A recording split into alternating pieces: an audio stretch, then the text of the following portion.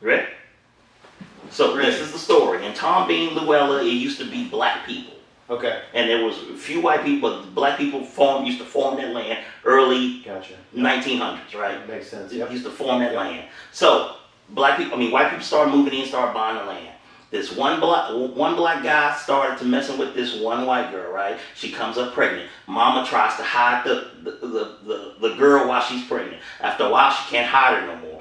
The town finds out, the white people of the town find out, they say, what you gonna do about it? So they find out who the boy is, and before they could get the boy was the black one? The boy was the black one. So before they could get to him, her white mother and him, they hid him in the last place they thought they would look, under their own house.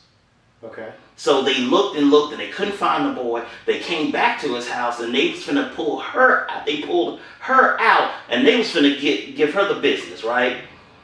The boy comes out from under the house. He stands up for her and her baby, right? They string him up. They kill him and they hang him, they lynch him. And when he's hanging there, the girl says, I will always have babies. And he dies. And the curse goes out.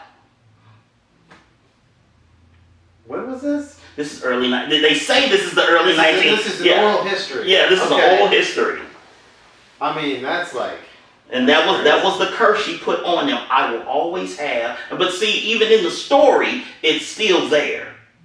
She said, I will always have babies. Right.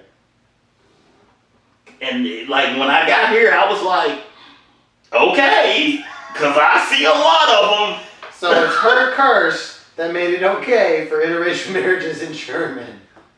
Or that's why we have. That's why we have more than what you were used to in Arkansas. You can say that we have our fair share. Okay. Not that, and it's not bad at all. I love it. We have, but coming from the generation we come from, we have our fair share here. And it's two things that I've seen even in that. Wow. It's two things I've seen. Every time I see a biracial kid, he's the oldest or she's the oldest. Because if you look, you say, Mom, how old are you? And she's like, oh, I'm 27 and my kid's 7. Okay, he's the oldest. So she did this at 20. Mm-hmm. The best way to not, Daddy said stay away from him.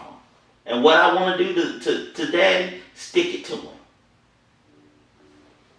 Yeah, so it's a rebellion thing. It's a rebellion thing. And then when they realize, oh, this comes with consequences, and then they... So the other kids are not biracial? Not biracial.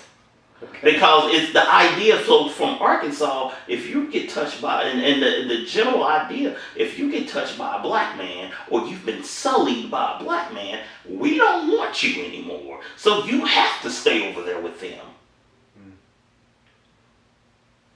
Okay. Yes, it's changing, because I've seen a lot, and I look on Facebook and I'm like, how'd they pull that off? Because the idea is, if you get by any black man, we don't want you no more, so you have to stay over there.